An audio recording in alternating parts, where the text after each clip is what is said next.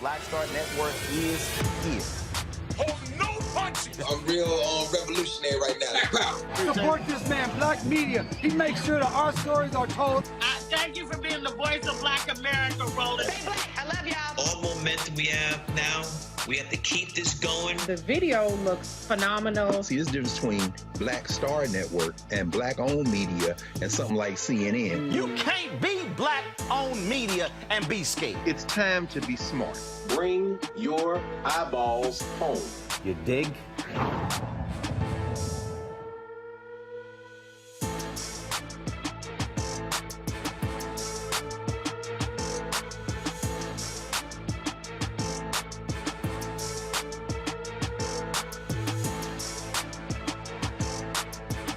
Today is Wednesday, February 9, 2022. Coming up on Roland Martin Unfiltered, streaming live on the Black Star Network. Once again, the right wing is pushing misinformation about something the Biden administration is doing. This time when it comes to drug harm reduction plans. We'll break down to you the truth about the program that's already in existence. In fact, they've been in existence since the early 1980s. We'll break down how Black media keeps falling for the lies. Also, check this out, folks. A Black doctor gets a check. She goes to deposit the check, but the bank refuses to take it. The bank thinks the check is for $16,000. The $16,000 check is fake. Well, now she's suing them. She and her attorneys will join us tonight on the show. A Black swimmer in Wisconsin is disqualified for wearing a Black Lives Matter swimsuit. What they got to do with swimming? In Minnesota, they will pay journalists who were mistreated during the 2020 protest, and also students have been walking out of classes to protest the killing of another Black man there. In Colorado, they will be paying a Black man's family almost $3 million for his death at the hands of police. In today's Tech Talk, it's an app that will direct you to all of the Black restaurants near you. The founder of EatOkra is here to tell us about it. It's time to bring the funk on Roland Martin Unfiltered on the Black Star Network. Let's go. He's got it. Whatever the miss, he's on it. Whatever it is, he's got the scoop, the fact, the find. And when it breaks, he's right on time and it's rolling. Best believe he's knowing. Putting it down from sports to news to politics. With entertainment just for kicks, he's rolling.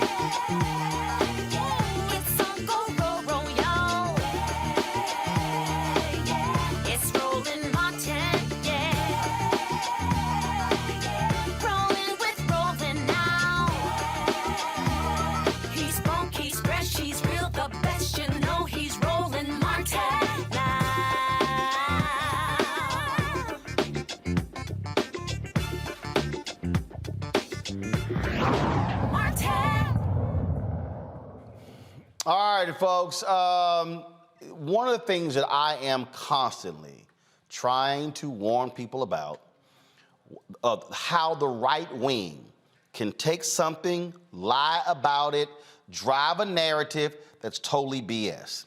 So yesterday morning, I had gotten some tweets and folks saying, oh, how you gonna sit here and spin Biden giving crack pipes out to Black people? And I literally was like, what the hell are y'all talking about? Like, I had no idea what the hell these people were tweeting about. And then all of a sudden, I see these articles citing the Free Beacon. Now, I'm in media. I know the Free Beacon is a conservative-ass website. It's a conservative rag. Antenna shoots up, uh-oh, double check.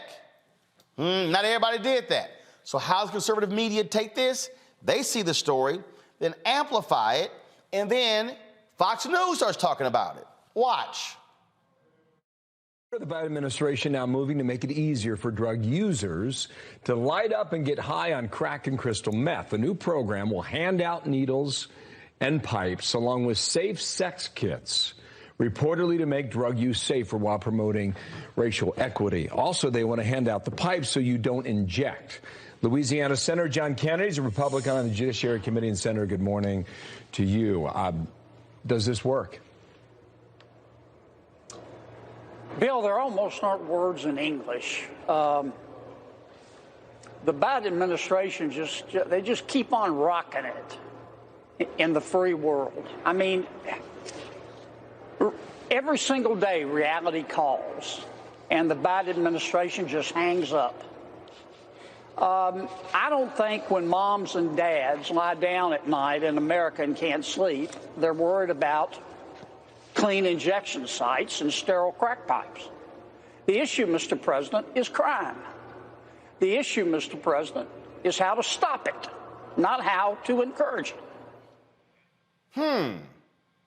The program is actually called harm reduction programs.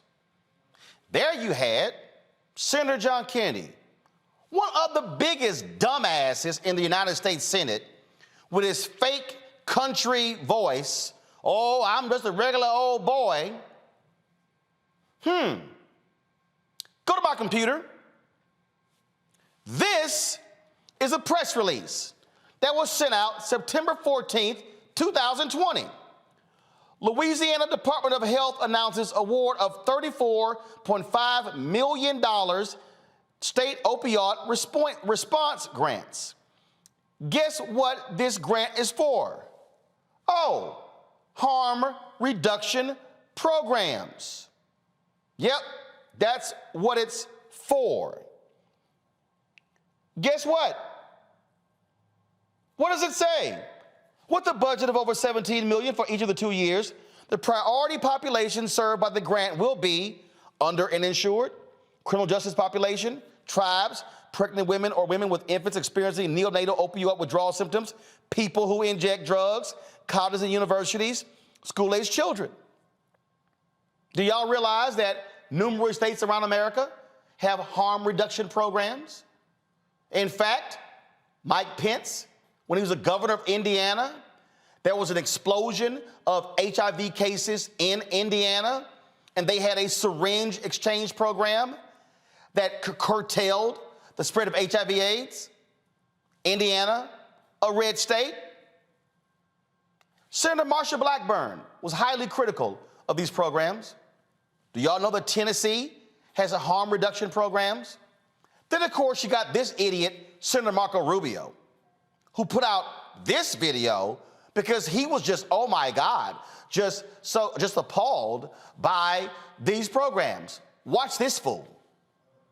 The Biden administration is going to be sending crack pipes and meth pipes targeting minority communities in this country, underserved communities. I know that sounds insane. I know that sounds too crazy to be true. They confirmed it yesterday. They call them smoking kits, and they say it's about equity, but they have in essence confirmed that they're going to be mailing and sending pipes that can be used to smoke crack and meth to underserved communities in America. This is insanity. This isn't even about liberal and conservative anymore. This is about crazy versus normal, insane versus common sense. Where does this end? Go to my computer. Here's an article for 2019. Governor Ron DeSantis signs legislation authorizing needle exchange programs in Florida. That's a harm reduction program. Yep, sure is.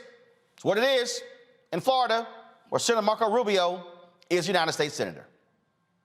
See, this is the right wing on how they're constantly driving a narrative, okay, based upon this Free Beacon story.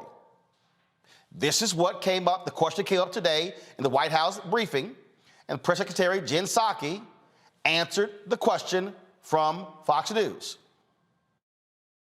Thanks, Jen. HHS just put out a statement clarifying around some reports that crack pipes are not going to be part of the safe smoking kits that are funded by the administration.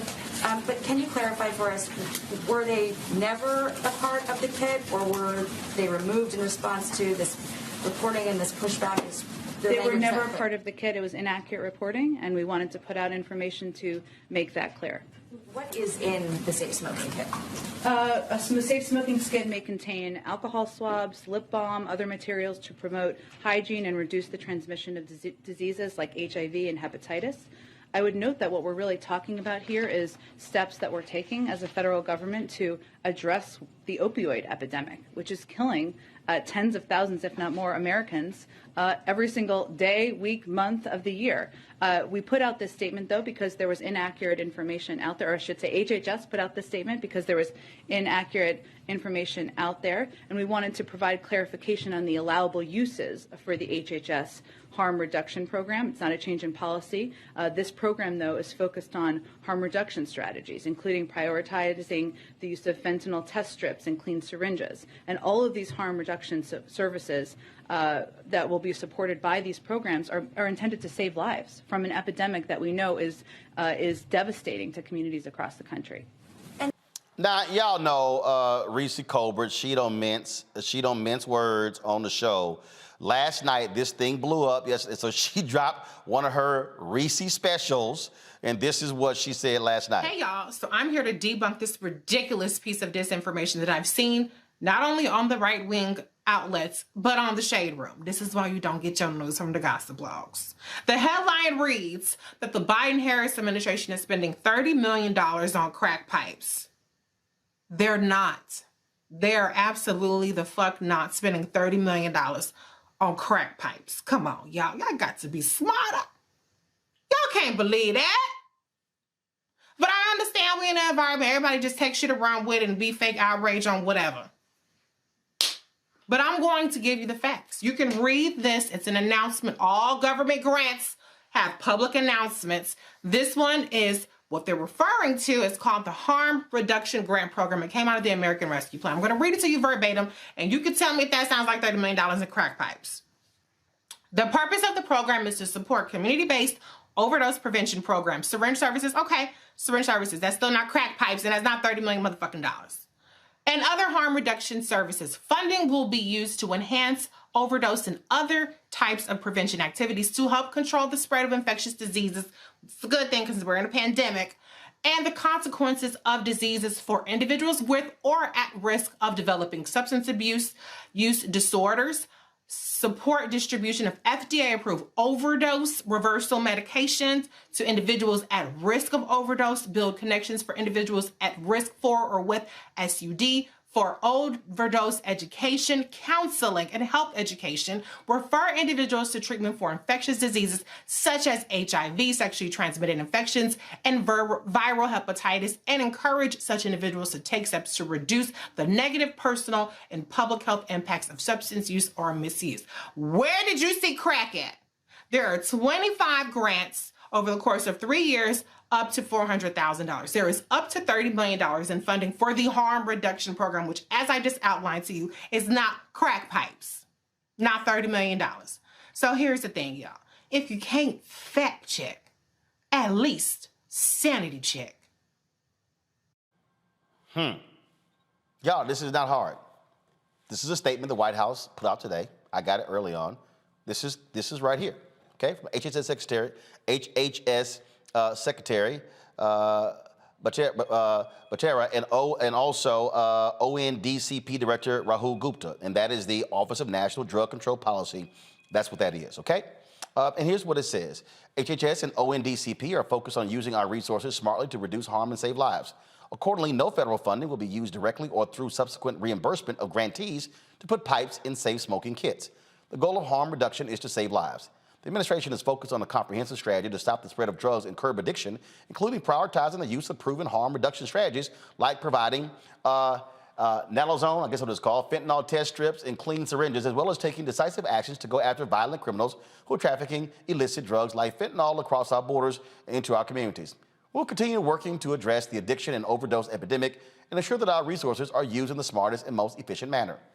Tuesday, the Substance Abuse and Mental Health Services Administration released details about this new $30 million harm reduction grant program. Again, it's recently laid out. It's going to help increase access to a range of community harm reduction services, support harm reduction service providers as they work to help people not die from overdose deaths, reduce health risk often associated with drug use. These are not new. But you have people like Senator Tom Cotton of Arkansas, who goes through all of his drama. Oh, the Biden administration are just going to be giving out crack pipes. Right-wing media goes with it. And what pisses me off is when black media, like Black Enterprise, yes, I sent them an email, they rewrite a story based on the Free Beacon story and got quotes in there from the Washington Post and Time Magazine, not one quote from the administration. Could somebody at Black Enterprise pick the damn phone up? Then, of course, the Shade Room. They go out and put it out there, okay? They posted yesterday. It gets 177,000 likes on their Instagram page. It's 66,000 comments. 3 hours later, they put out an addendum because HHS sent out a statement. That only got about 20,000, they only got about 2,000 likes and a few comments. The lie spreads a lot faster. This is what happens when you have right-wing folks who are twisting things for their purpose. Joining me right now is Lisa Peterson. She serves as the Chief Operating Officer of VICTA. She joins us now from Providence, Rhode Island. Also, Cyril Scovins, founder and president of CMS Institute of Addictonology, I hope I got that right, from Baltimore, Maryland. Okay, so glad to have both of you here. Lisa, I want to start with you. Already you can tell I'm a little pissed off because I hate when people can't read. I hate when people see something that these right-wing people toss out and folks like Newsweek run with it and the rest of these people because they don't bother to fact check first. Your understanding of this grant program. Well, first of all, thank you. Thank you for using your anger to raise the reality and get the facts out there. This is really frustrating for folks who are out here trying to save lives day to day for people who use drugs. My understanding is that this is a supplement to the work that's already been done. And we desperately need it. In Rhode Island in particular, the last 2 years have been more deadly for drug overdoses than we've seen in a decade. We know that people are overdosing of fentanyl. There is no real heroin left in Rhode Island. The drugs are increasingly unpredictable. They're increasingly potent. And again, people are dying. So these measures will help us save lives on the ground, real people, friends, neighbors. When one of the speakers talked about, parents don't worry about getting their kids clean crack pipes, they absolutely do. If their kids are using drugs, they absolutely worry about whether they're going to be able to use a clean pipe, a new syringe, et cetera, because there are a lot of risks that can be associated with drug use. And we are in a position where we're able to mitigate those risks and help people stay healthy and alive long enough to get into recovery if that's their goal and participate in their families and communities. The thing here that is nonsensical, Cyril, is you have people like who is one of the biggest idiots of all time, and that is again how Fox News works, and then chief idiot Marsha Blackburn. And I'm saying that this is a Fox News tweet from 20 hours ago. Time for an intervention. The Biden administration was just caught using your tax dollars to funnel crack pipes and more into poor communities. And they got Marsha Blackburn on here. Now, let's just break this whole thing down. First of all, so Cyril, what do you make of the hysteria? Well, all of a sudden, it's like, oh my God, we've got this crack epidemic that's going on, and this just makes no sense whatsoever. So, first of all, where crack pipes came from confused me, because crack isn't the issue right now. What we are trying to do, and you said it so eloquently, Roland, is if we don't save lives, then people die.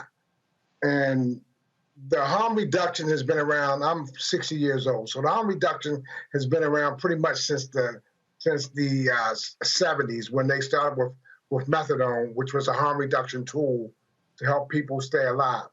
And the consensus that it's only going to affect poor inner city African American people is another misnomer, because the majority of the new heroin addicts, or not even heroin because there's no heroin, the new opiate addicts are normally suburban Caucasian people that got addicted through the pill mills before the government shut them down. So the main focus of this whole harm reduction tool is we can't save you if you're dead. So there is no mysterious crack pipes going to filter through the community. That's just what we use as shock to try to scare people. But what should be really scary is the amount of deaths that continue year after year from overdoses that will rival what's been going on with the pandemic. Lisa, here's a tweet. And again, I'm walking through this because I need people to understand why you can't listen to certain people, certain outlets, because their goal is to deliberately lie. Here's again, one of the biggest idiots in the United States Senate, Senator Marsha Blackburn of Tennessee. This is her tweet. While the Biden administration is busy filling vending machines with drug paraphernalia, Tennesseans want to see inflation halted, our southern border secured, and crime stopped. So let me just go ahead and just play this video. So listen to this. Weekend in Tennessee this weekend, heard a lot from Tennesseans about the price at the pump, the price at the grocery store, how inflation is impacting them. The other issue that kept coming up in all sorts of conversations, the southern border, and how concerned we are that it is porous. People are coming into communities, drugs, human trafficking, sex trafficking, gangs. A lot of that leads to crime in the streets. These are issues we're watching this week. Really? Okay. So, Lisa, here's what I find to be real interesting, because it's not hard to look it up. If you type Tennessee Harm Reduction Program, you're going to come across this. This is a link to the Department of Mental Health and Substance Abuse Services for the state of Tennessee. And what does it say right here? Regional overdose prevention specialists are located throughout the state of Tennessee as a point of contact for training and education on opioid overdose and for overdose prevention through the distribution of, I guess, naloxone, is that how it's pronounced? Naloxone. Naloxone, okay? From October 2017 through June 2021, the ROP has distributed more than 206,000 units of naloxone, and documented at least 26,000 lives saved because of the distribution. This is called a harm reduction program in Tennessee. Lisa, go ahead. Absolutely. And we've seen that. Again, I can only speak to my specialty, which is the state of Rhode Island, but we heard similar arguments about widespread distribution of naloxone, which we've been doing for over a decade now. Rhode Island's always had higher rates of substance use than much of the country. And fortunately, we've tried to do more innovative things as a result. But when there was issued a statewide prescription by one of our local physicians so that any Rhode Islander can walk into a pharmacy and get naloxone, no questions asked, there was a lot of similar outrage that this was encouraging use. And we like to say the only thing that naloxone enables is breathing. So that's where we started. And each of these, fears and discriminatory reactions are really interfering with what we know to be evidence-based interventions and an appropriate way to respond to a public health emergency that's only gotten worse with COVID. And when we talk about, and Cyril, to that point, I need people to understand, these are, these reduction programs, this is established public health policy in the United States. This did not start with the Biden administration. It was in place when Trump was there. It was in place when Obama was there. It was in place when Bush was there. It was in place when Clinton was there. It was in place when the other Bush was there. It was in place when Reagan was there. These programs go back to the late 70s, early 80s. Yes. These aren't new programs. because addiction is not new. We have been trying to save people for decades. And it's just that the drug has changed. We went from heroin to now fentanyl, which, if they don't understand this, it takes, if a heroin addict was back in the 70s and 80s, the heroin addict was to overdose, we might have to give him one dose of naloxone to bring him back. With the fentanyl addicts, we're having to give them 5 doses. Wow. And if they don't go to the hospital right away, when the naloxone wears off, they will experience the same overdose again. That's what we're up against, and that's what we're fighting against. So what I'm telling you is, a gentleman overdoses at 5 o'clock. We give him 3, 4, 5 naloxones. He doesn't go in the ambulance to the hospital. He walks down the street, the naloxone wears off, he experiences the same overdose again. And we run right back to him, and we give him 2, 3 more naloxones. He gets him back breathing. He doesn't go to the hospital, and he could experience the same overdose again from the original fentanyl. So this is what we're dealing with, not heroin. We're dealing with a drug now that is consuming more of our resources to keep a person alive.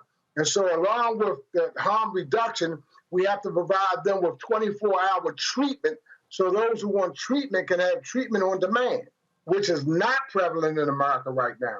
It's only prevalent in European countries. In America, treatment is still done from 9 to 5.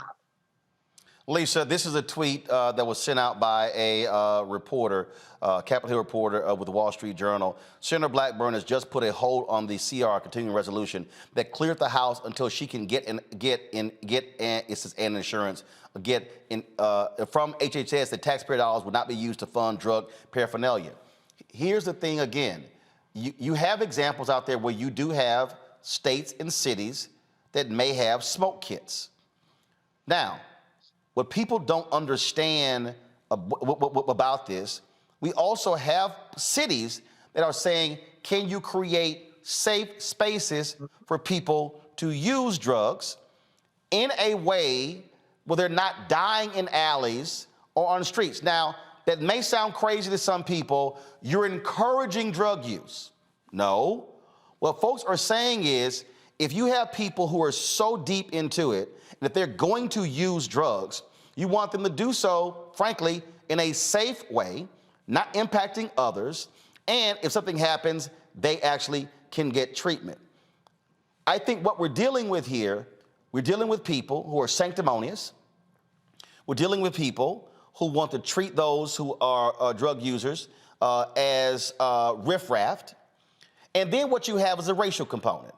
So by Republicans trying to center on crack pipes, and when they said racial equity, what the Biden grant said is that groups that serve underserved communities are going to have an upper hand, because they're also talking about communities where you also have impact. So they put the two together. Biden, crack pipes, racial equity, and then black folks ran with it, and now you're trying to control the lie, because it was all designed to create the very hype that we're having to deal with right now. I'm really glad you introduced the safe consumption site conversation. Actually, Rhode Island last year became the first state in the U.S. to authorize through state legislation the development and implementation of harm reduction centers, which will include a safe consumption component. And when we were developing the regulations for this, which are now live, and there's a lot of work being done to get providers set up and able to start saving lives in this way, we really had a racial equity lens. Realistically, we all know the reason that the overdose crisis is getting so much attention and so much funding is because it was creeping into white suburbs. The overdose crisis was people who accidentally got addicted to opioids through medications, et cetera, and that was a more palatable face. And the reality is we can't leave folks behind who are using other drugs, and that's why I think it's important to have the conversation about safer smoking, safer crack consumption. And that's an important component of safe consumption. So there will be both places where you can safely inject, as well as a space where you can safely smoke. And that will include clean pipes. That will include clean syringes, as well as all the other things that the Biden administration is getting out into communities. So I think it's really important that we don't pigeonhole ourselves and think of the overdose crisis as one thing, because it's not, and it never has been. And Black folks in Rhode Island are dying at disproportionate rates of overdose. And every one of them is preventable if we have the political will, frankly, and the funding to support the work that is happening out here. Lisa, Cyril, we appreciate both of you, the work that you're doing. Thanks for joining us to unpack this because it's really important for people to actually get facts as opposed to listen to the crazed hysteria out there. Thank you so much. Thanks a bunch. Folks, last year, the U.S. reached a grave milestone, recording over 100,000 overdose deaths over a 12-month period for the first time ever in the Black community. According to Pew Research, there were 54.1 fatal drug overdoses for every 100,000 Black men in the United States in 2020. Since 2015, the death rate among Black men has more than tripled, rising by more than 213%. The overdose fatality rate among Black women rose 144% between 2015 and 2020, far outpacing the percentage increases among women in every other racial or ethnic group during the same period. Harm reduction is a proactive and evidence-based approach to reduce the negative personal and public health impacts of behavior associated with alcohol and other substance use at both the individual and community level. I'm going to bring in my panel right now. Joining me right now, of course, is A. Scott Bolden, formerly the National Bar Association PAC. We also have Monique Presley, who joins us as well. Okay, legal crisis manager, lawyer as well. And of course, we ain't talking about guns today, Robert, so you can hold off on all your weaponry. You know, because what you got, Robert? You got something? You ain't lying. I got something with you. Robert got something under his chair. Robert Patillo, Executive Director of the Rainbow Push Coalition, Peachtree Street Project. Glad to have all three of you here. Monique, I want to start with you. I went off the other week on the route because they ran this NBC News story on HBCU funding that was wrong. And then what they did was just rewrote it. It pissed me off when Black Enterprise and the Shade Room ran with it as well. And I keep saying to these Black outlets, if you're going, first of all, if that ain't what you do, stay the hell out that lane, okay? And understand the game that's being played. The right wing purposely pulled out crack pipes. Purposely said, oh, they're targeting minorities. Because you got people out there who say, oh, Biden don't give a damn about the Black people. Now he's trying to kill Black people. And you have all of that, okay? And they ain't talking about meth. They ain't say meth. They specifically, because by using crack pipes and then adding racial equity to it. That's it. They, targeting Black people, that's what they're doing. Game, recognized game, Monique. Right. I mean, and it's sloppy and lazy. And it happens over and over and over again. I wish it was just this time, but as you pointed out, you had just taken them to task last week, I believe it was, on a separate matter. And so, you know, I mean, we say it every week, but that's why programs like this are necessary. And that's why there should be more of them. Because what are we to rely on if people are trying to come to Black news sources and they're not really news sources, me? Then it's dangerous. Me? Scott, stop talking. Monique's talking. What just happened? Scott just over there just talking. Just, Scott, hold on. He was like, me? Chill, bro. You on the air. Robert, again, this is a public health strategy. That's what this is. Look, Roland, this is what I love about the internet age. We live in a period of time where we all have access to supercomputers in our hands, and that in milliseconds, we can have all the knowledge of Earth. Think about that. We can have more knowledge than the Library of Alexandria, of the Library of Congress, all right there in front of at our fingertips. And we would rather depend on the Shade Room to tell us what's going on than simply Googling something and just looking it up for 2.5 seconds. Look, of course there's a racial...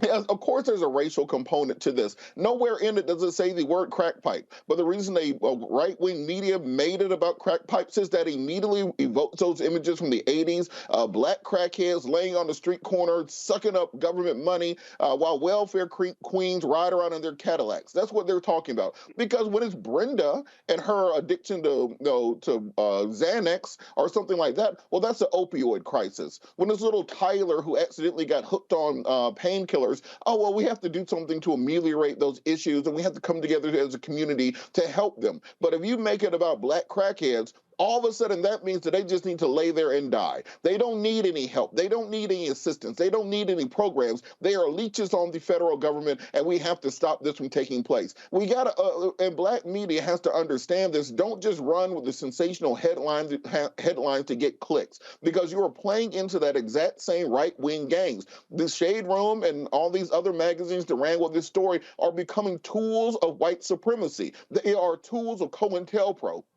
They are doing more to destroy the black community than they are doing to help the black community. What do you think is going on by only reporting on celebrity culture, only reporting on beef and drama, only reporting on these fake stories? When do they actually go out into the community and report on some of the good things that are happening? So we have to make sure that we are addressing this head to head, point to point, and ensuring that we get the right information out there, because this is a deadly issue. If they pull funding from this program because the Shade Room decided to run a story on it, there were people who are going to die from not having access to these drug kits, not having access to to many of these programs. So we have to hold these folks accountable, and they need to come out and put as much effort into the retraction as they put into pushing the story in the first place.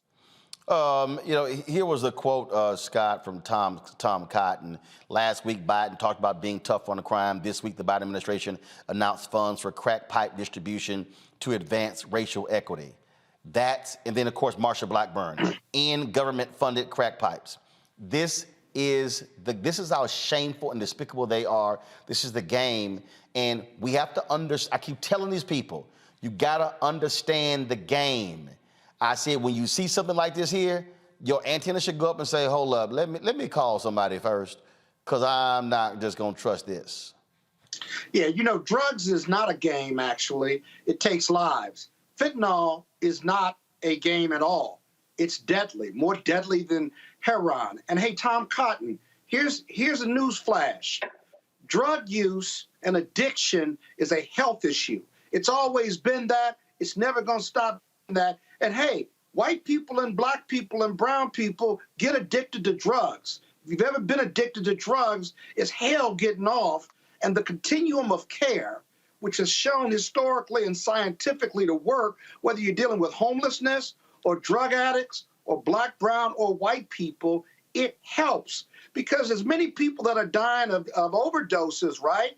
Let me tell you what else they're dying of. They're dying of dirty needles. They're dying of hygiene. They're dying of bad drugs, but also bad syringes and what have you.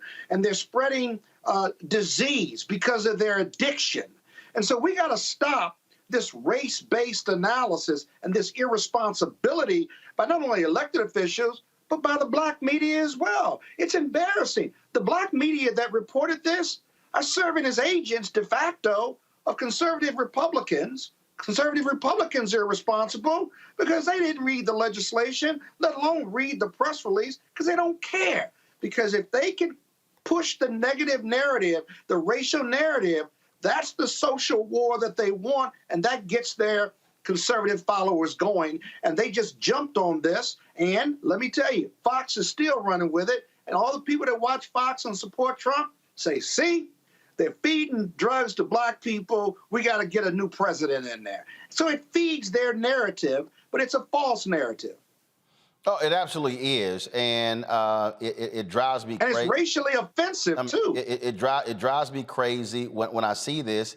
And again, y'all, I just want everybody to understand, I'm not making this up. Go to my computer. This is Black Enterprise. This is it's still up. This is what's up right now.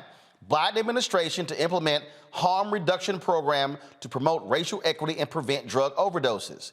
When you click this was posted at 10:30 this morning.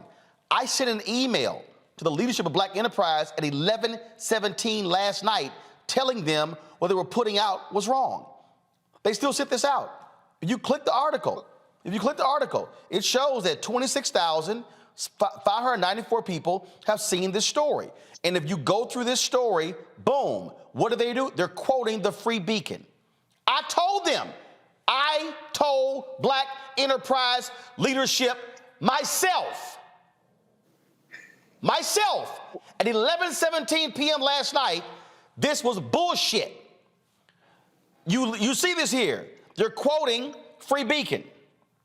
You go through it, they're quoting in the story. I didn't want to have to call out Black enterprise, but damn it, after I alerted you to the bullshit and you still put it out, you got to get called out. They're quoting the Washington Post.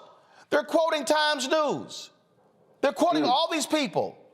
Nowhere in the Black enterprise story is a statement from HHS, the one that went out today. Nowhere in their article is Jen Psaki's comment.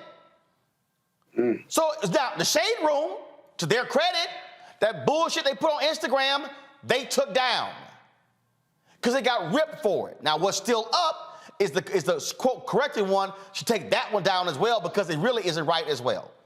Joining me now is Tracy Gardner, Senior Vice President of Policy Advocacy for the Legal Action Center from New York. So obviously, Tracy, I'm pissed. And I'm not pissed because this is what people, oh man, you trying to protect Biden. No, I'm angry because there are people who look like us and people who look like Lisa, who's white, and people who who are Latino, who are Native American, who are dying because of drugs, and assholes like Senator Tom Cotton going out there saying, we need to be putting people in prison because his belief is we have too few people in prison, which is why he opposed the First Step Act.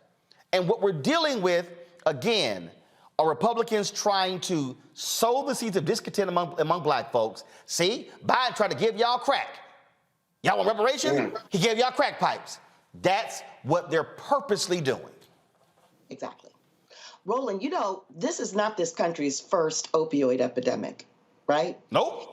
The first opioid epidemic got us things like Rockefeller drug laws and sentencing laws and the crack cocaine sentencing disparity. To be honest, we can actually go back even further because the first attack on opioids were against the Chinese immigrants because they were pissed off after they built the railroads on the West Coast. They were pissed off with how they were advancing economically in the United States. And then they started attacking Black people as well in 1930s and 40s, like people like Billie Holiday. So we got a long history of America targeting people of color when it comes to opioids. That's right. And anything that is other is what is then used against us. They talk about stigma. What I call stigma is oppression.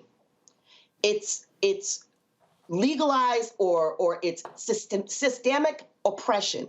And so harm reduction is a strategy scientifically based that we know works. But I also, having grown up as an HIV advocate, harm reduction is love.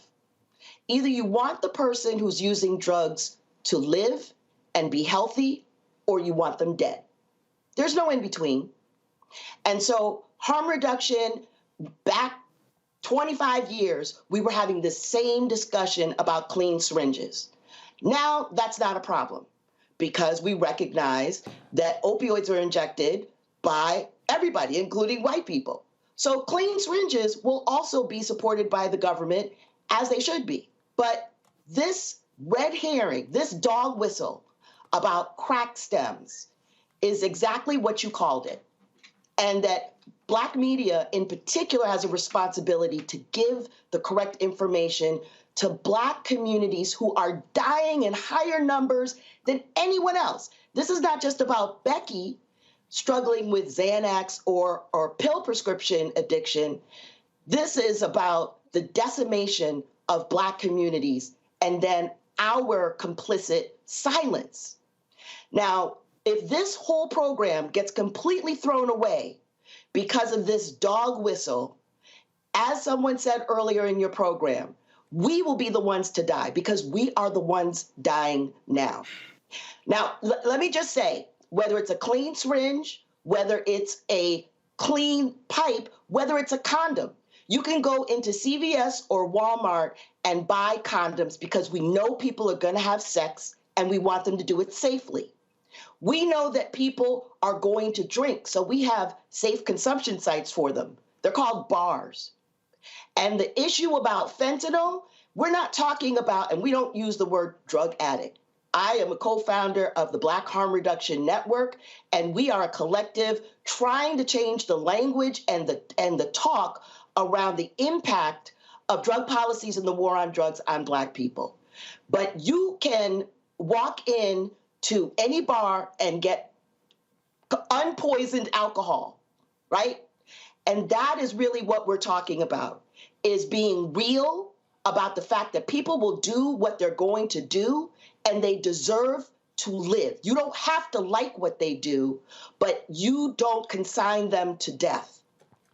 And that's what harm reduction is fundamentally about. You can survive drug addiction, but you can't survive the other blood-borne diseases that come when you are not using clean supplies. I'm going to show a couple of things here. First, this is from a piece on salon.com.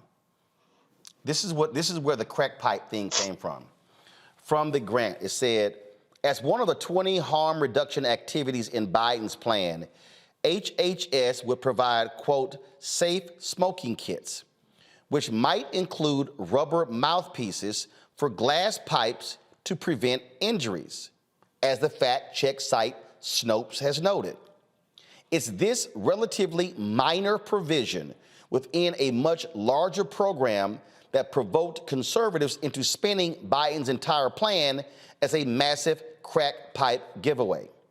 To be even clearer, no actual crack pipes will be given away, and the rubber mouthpieces are on one small piece of a plan intended to save lives and reduce the public health consequences of drug addiction.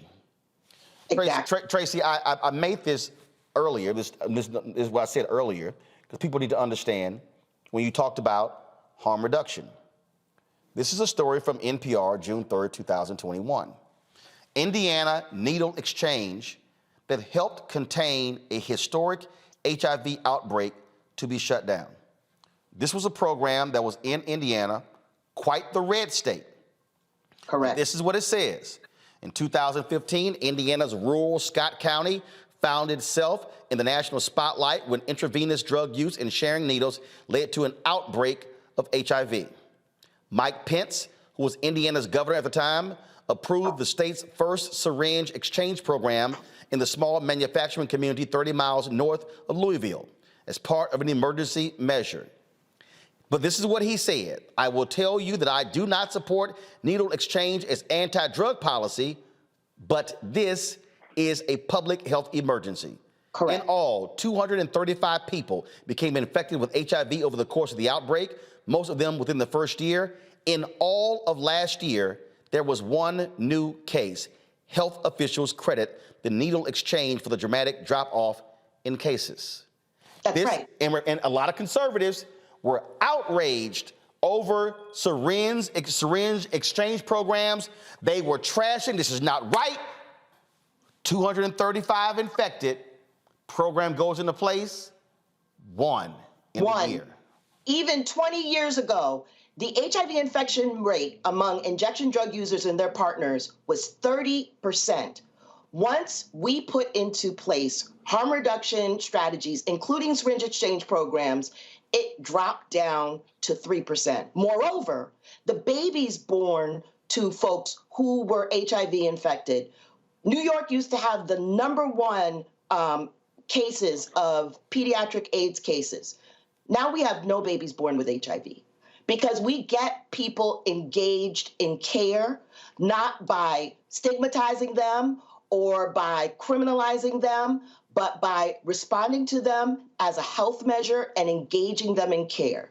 So millions of dollars for this harm reduction initiative that people, advocates that I'm colleagues with have been fighting for a quarter of a century to get, and it's all going to get flushed over what is not even a real crack stem, but something to keep people's lips from bleeding, which would facilitate bloodborne disease. Come on. Absolutely. Tracy Gardner, Senior Vice President of Policy Advocacy for the Legal Action Center from New York.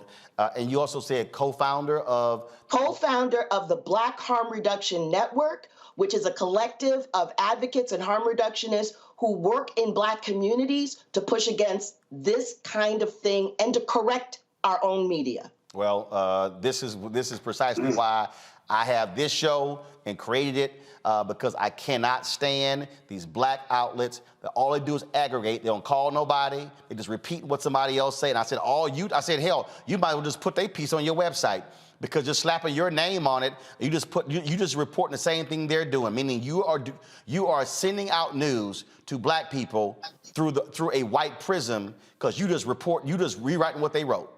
No analysis, no kind of. Yeah, thank you, Roland. Thank you very much for what you're doing, because this is a very hard to get on a platform this widely seen about these kinds of issues. Well, I appreciate it. Thanks a lot.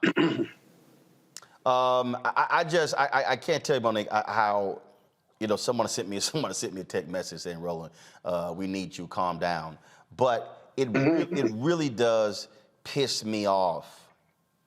It angers me when I look at the history of Black-owned media and the role that they played.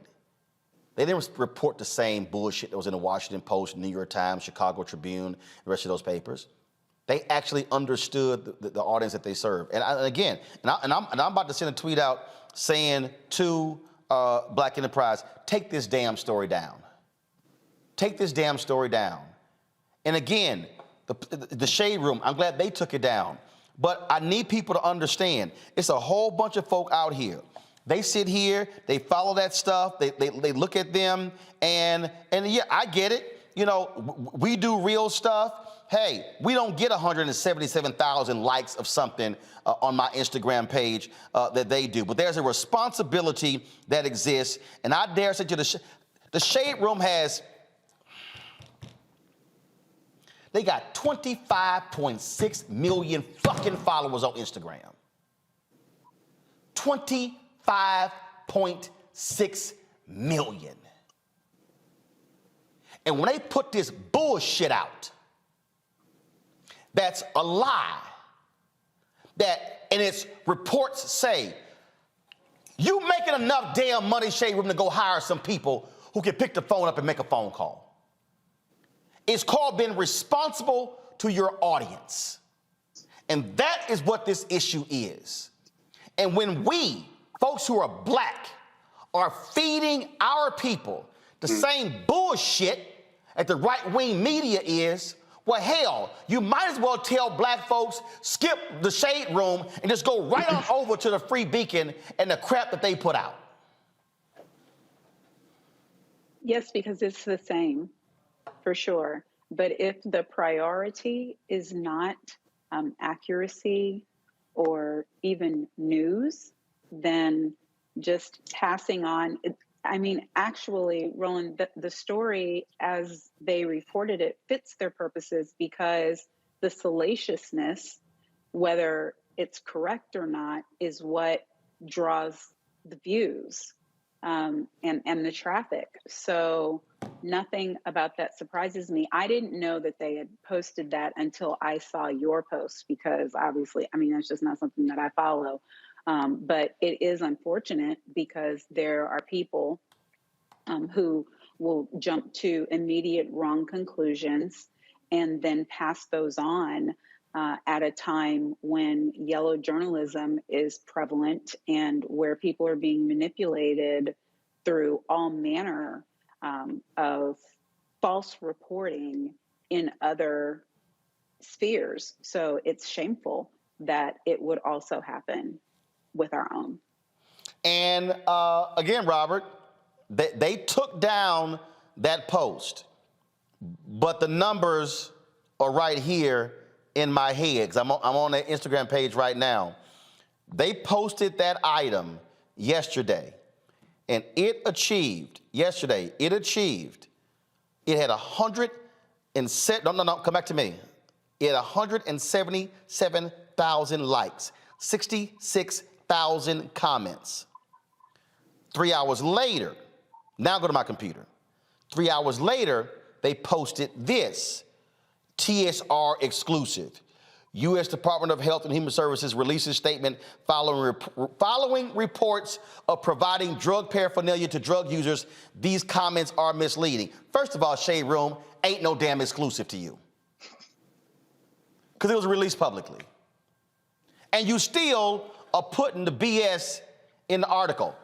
But here's the key. The quote correction, go back to it. 28,709 likes. How many comments? 3,114. So let me juxtapose. The lie got 177,000 likes, 66,000 comments. The truth got 28,000 likes, 3,100 comments, Robert. That is proof of how misinformation spreads like wildfire. Well, look, just as Mark Twain said, a lie will travel around the world while the truth is putting on its pants. And the reason you know that's true is because Mark Twain never said that. This is part of the misinformation machine. People always want to know. People always want to hear the part about the salaciousness. They want to hear the drama. They want to hear something that sounds good. And I'm less upset at the Shade Room than I am at Black Enterprise, because the Shade Room is basically it's a grocery store, tabloid. You're not going there for hard-hitting news on what's going on with the administration. Black Enterprise, on the other hand, is supposed to actually be dealing with the economic development and informing the Black community. They're supposed to have actual journalists on staff who can fact-check things, who can ensure they're putting out accurate information. There's not enough simply to say you were misleading. You have to put out a full retraction. And the best thing that people can do if they really want to do something about this, go to the Shade Room's Instagram page if you follow them, and unfollow them. Go to Black Enterprise if you follow them, and unfollow them. And once they see those numbers drop down by a few 100,000, well, then they will understand that they actually have to have real journalism, because what they're doing right now is classic Uncle Tom activity. I know we like to think of Candace Owens as being an Uncle Tom, or Diamond and Silk. This is the exact same thing, because you're taking white messaging, the messaging of white supremacy about crackheads getting crack pipes from free government on your taxpayer dollar. You are taking that and repackaging it and selling it back to Black people as a way to influence them to submit to white supremacy. So when you're doing Uncle Tom activity, then I have no reason to support you in what you're doing going forward, because as we said, if these programs go away, Black people will die. It's not going to affect Timmy, who's addicted to painkillers. Yeah. It's not going to affect Barbara in the suburbs, who's addicted to Xanax. It's going to affect our families. It's going to affect our communities. It's going to kill Black people. And I see no difference between what they're doing and those people who told on us when we try to run away, because they are so invested in getting the economic benefits that come with their proximity to white supremacy that they have forgotten about their duty to their own people. Y'all can go to my computer. Y'all heard me typing. I'm sending this right now. And I'm saying it, hey, Black Enterprise, y'all need to take this article down now. This is wrong. The whole article is based on shameful reporting from a right-wing rag. Doesn't contain today's info from HHS and the White House. We should never repeat right-wing BS. Send. Scott, final comment before I go to break. Yeah, what's most disturbing, everybody's right. I don't think anybody's going to disagree. I guess what disturbs me most is the recklessness, and just, if you get a story like that, and I'm not a journalist, I'd question it and say, let me do my research, or let me backtrack and see where this is coming from, much like you did. And it's disturbing that Black Enterprise and the Shade Room didn't even do that. They just kind of went with it. But I guess it begs a question, Roland. When you have a conversation with Black Enterprise or the Shade Room, right, what do you expect their response to be? Either we screwed up, or they'll defend themselves. What do you think? Here's the deal. First of all, Black Enterprise never responded to my email. Mm-hmm. That's first. But I'll tell you, this happened before. The Washington Post did a story that essentially said that Tamika Mallory, Bob Bland, and Linda Sarsour were run out of the Women's March. Right. I remember that. News1.com and Blavity basically rewrote their story and then posted it with their bylines on their sites, and it looked like Blavity and News One Now was repeating the same thing. I saw the story. I knew it was a lie because the Women's March, they could only serve 2 years on the board. Their terms were up. Right. They weren't run out. They weren't reelected because they couldn't be reelected with term limits. So I emailed Morgan DeBond, the CEO, founder of Blavity, and I emailed, at the time, Latavio Samuels, who was the CEO of Interactive One, and I emailed the editor of News One, and I said, take that bullshit down, because y'all, it's wrong. And I said, y'all should be able to pick the phone up and call black people directly to get information from black people. And they took it down. Exactly. And so again, I got great respect for Butch Graves and Alfred Edmond and Derek Dingle at Black Enterprise, but the article is wrong. And Black Enterprise should never be rewriting an article from the right-wing Washington Free Beacon, ever, ever. And if you put a byline on it, that means somebody had time to write that up, which meant they had time to pick the phone up and call to get the right information. Gotta go to a break. We'll be back. Roland Martin Unfiltered on the Black Star Network, where we know how to fact check and we know how to independently report on black people. We'll be back in a moment.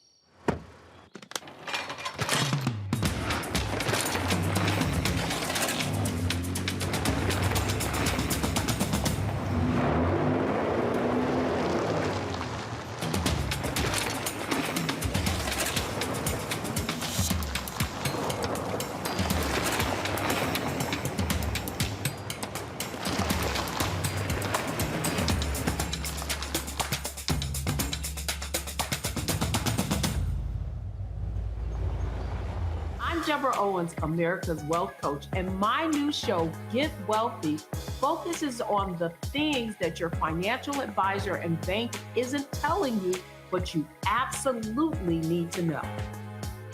So watch Get Wealthy on the Black Star Network.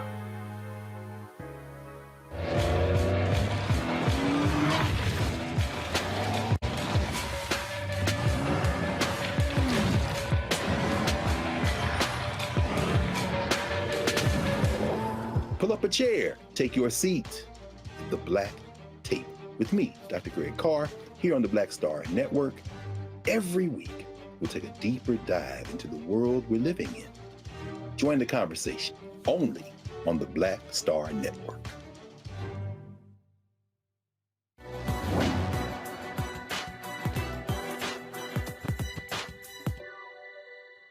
If I didn't define myself for myself, I would be crunched into other people's fantasies for me and eaten alive.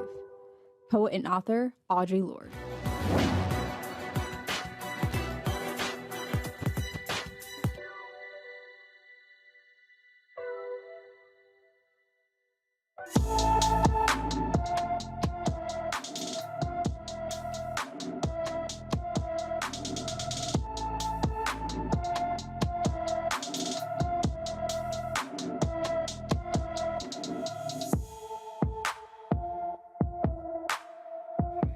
Hey, y'all, 20-year-old Shannon Tripp has been missing since February 5th. The Birmingham native is 5 feet 7 inches tall, weighs 100 pounds, with black hair and brown eyes. She was last seen wearing white and black leggings, a black tank top, yellow socks, pink flip-flops, and a cream-colored sweater. Anyone with any information on her whereabouts should please call the Birmingham Police Department at 205-254-7777, 205-254-7777. Let's go to my home state of Texas, where a black doctor has filed a lawsuit against Chase Bank for racial discrimination for refusing to deposit her check or open a new account for her.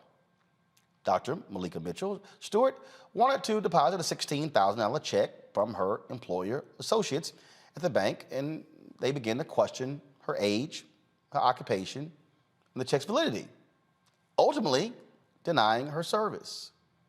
She joins us right now, Dr. Malika Mitchell Stewart, as well as her attorney, Justin Moore. Glad to have both of you here. So, okay, so Malika, what city was this in? This was in Sugar Land, Texas. Sugar Land, Texas, suburb of Houston. Yes. So you go to the bank, and how long ago was this? A couple weeks. Okay, so you go to the bank, you got a check, and you walk in, you got an ID, okay? On your ID, take it, you got a Texas driver's license? Are you from Texas? Yes, born and raised, Houston, Texas. Cool. So you got a Texas driver's license, which has your date of birth on it, which has all of your information. You go to the counter, and what happens? So what happened was I signed up to be seated with a specialist who can help me open an account. They call my name back. I go down and sit with her at her desk. I tell her that I want to deposit this check into a new bank account with you all, and she takes my check, and then she looks at me and then starts looking at the check and just starts to ask me questions like, what do I do for a living? You know, what company do you work for? Asking my age and all these different questions, and then proceeds to say that this is probably a fake check, and she wants to go talk to someone else to get, I guess, further. Wait, she says this is probably a fake check. How did she arrive at that? I don't know, and that's why I was asking all the questions, and that's when she went to go get someone who I assumed was the bank manager to come talk to me as well, but actually was just a lead teller that also came and talked to me, and they just said that it looks like a fraudulent check, and we're not going to let you open a bank account, and we're not going to let you deposit this check. Okay. Now, first of all, were both of these folks white? What were they? So one was white and one was Indian. Okay. Now, first of all, last time I even looked at a physical check, been a long time. I don't even write checks anymore. But checks have routing numbers on them. Check, you had the name of the company. If they actually questioned the check, they could have actually called the company and says, hi, I'm so-and-so. Dr. Stewart says she works with you. We just want to verify employment. They could have actually done that. They didn't do any of that. They did none of that. They just said, I feel uncomfortable, and we're not going any further. All right. Did the bank manager ever come over? No, she wasn't even there that day. Okay. Was there an assistant bank manager? No, I was under the assumption that she was the bank manager. Okay. So, all right. So so when did they start asking you all these other questions, your age and other things like that? So during the process, when I was trying to explain myself and just tell them like, hey, this is my check. You know, I work at this new clinic that's opened in Houston now. This is my sign-on bonus. You know, I can show you documentation of the correspondence between me and my office. Whatever information you need, I showed them a business card. I was just trying to give them all the information they needed. You know, I thought they would need to just believe me and believe the validity of the check. So I tried my best to give them as much information, but they still just kept saying, we feel uncomfortable and we're not going to deposit the check or open a bank account for you. So here's a statement the bank sent. Pull it up, please. We take this matter very seriously and are investigating the situation. We have reached out to Dr. Mitchell Stewart to better understand what happened and apologize for her experience. Justin, have y'all heard from them? We've heard from their attorneys, and it's been a direct response from the lawsuit being filed. And, you know, with them responding to the lawsuit, they have expressed some regret as to what happened. But we have to realize that Dr. Mitchell Stewart filed a complaint at the bank a week after this incident occurred. So the incident occurred December 18th of 2021. She filed a complaint December 27th of 2021. She waited almost 30 days and she hasn't heard anything from the bank until this case started to go viral on social media. And after the case, began to go viral, that's when the bank started to send out overtures about some sort of apology. So we believe if there was an apology, which the bank has profusely apologized to multiple media outlets in response to media requests, we believe that, those apologies are only coming from the fact that this story has gotten a lot of attention. And, they basically shirked their responsibility to respond to the complaint that she filed, and they lost out on their opportunity to apologize then throughout that complaint process. The thing that's really interesting here, Dr. Stewart, is they can deposit the check and they can place a hold on your account, no activities whatsoever, for 5 or 10 days to see if the check clears. That's exactly my sentiment. I tried to ask them, is there a way that you can deposit the check, hold the funds? I won't touch any of the money. I won't use a card. You can keep the debit card that you give me if you want to. Regardless, they're mailed out to you, so I wouldn't have had it for a few days anyway. But I wouldn't have touched the funds until they were fully verified, and they weren't hearing that either. This is, Justin, Chase has had a lot of issues before when it comes to black folks. They've had employees file racial discrimination lawsuits against them. They've had other examples like this. I remember a story of a brother in, I think it was Arizona, who they were trying to steer him away from, I think it was a former athlete, who had several $100,000 they wanted to invest, and they gave him a hell of a time as well. And so, and they've got their diversity and equity and inclusion programs and, things along those lines. But you would think Jamie Dimon and his bank would be actually moving a hell of a lot faster when it comes to this story if they heard exactly what happened. I mean, you would presume that, but I think Chase's legacy of, racism goes far beyond what's happened in our contemporary times. This bank has financed slavery, and I think that's a story that gets lost in translation. I mean, through their, Black Pathways program and things of that nature, I think a lot of folks seem to think that Chase is an equitable company, but we know that they have a long legacy of racism, and it's bearing itself out now with the redlining that they're participating in by denying Black folks financial services at their branches around this country. So there is a pattern and practice that not only exists today, but it's existed for centuries now. So I'm not shocked at all that Chase hasn't come to the table with an apology that has some level of contrition to it and has some type of substantial tangible type of redress that's being afforded to Dr. Mitchell Stewart and other folks who have experienced this type of racism. I'm not shocked whatsoever, and that's why we filed the lawsuit. I think it's also important to note that when Dr. Mitchell Stewart went back to that branch with her mother, the actual branch manager revealed herself and told Dr. Mitchell in explicit terms that they can refuse service to anyone for any reason. And we know that's, legally untrue. But the fact that the branch manager said that shows that there might be a pervasive issue of racism that's actually percolating within the rungs of Chase's retail banks.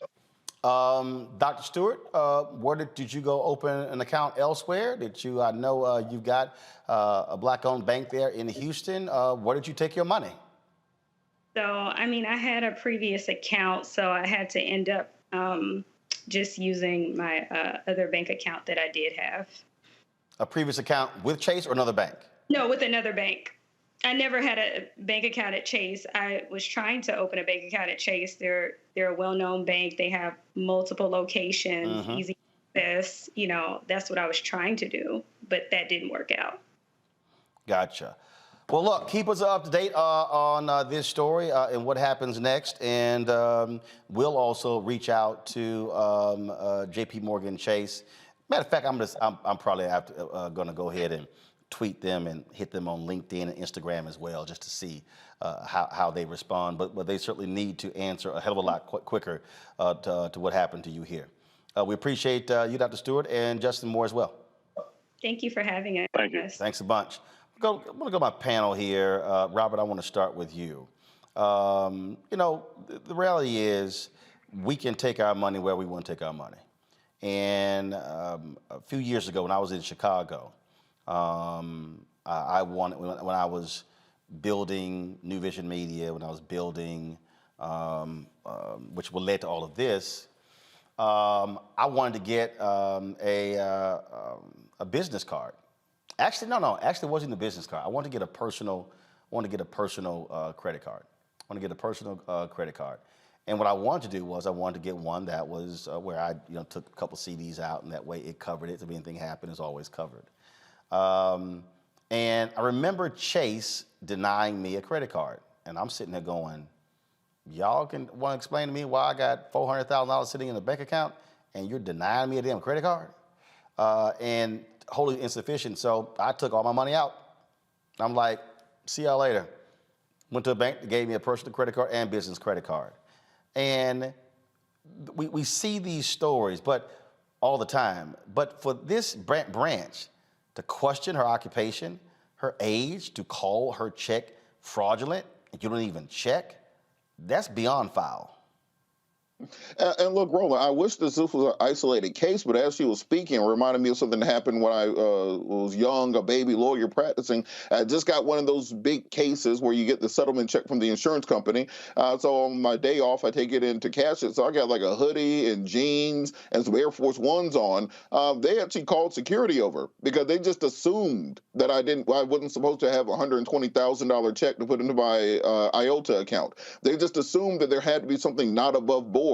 Brought out the branch manager and everybody else. So this is something that African Americans have to deal with on a daily basis. And whether it's reported widely in the media, this is what we mean when we're talking about white privilege. In case somebody is wondering what we're talking about, that is what we're talking about. The fact that on a daily basis, things are just always made slightly harder for you based upon your race. They don't ask about your degrees. They don't ask about how much money you have in the bank. They don't ask about anything except they see the color of your skin, and they make negative assumptions about you, and they make life just a little bit harder. So we have to address this thing from a systemic point of view. People get mad about diversity trainings. People are mad about CRT and having to learn the importance of having other people involved in this world besides cisgender, straight, white males. But at the end of the day, if we want to actually have the pluralistic society that we believe that we should have, it's going to take making these things aware and also divesting from people who don't want you. If they don't want your money there, then take your money somewhere else. That's what I did. I took it over to Citizens Trust Bank, the black bank there in Atlanta,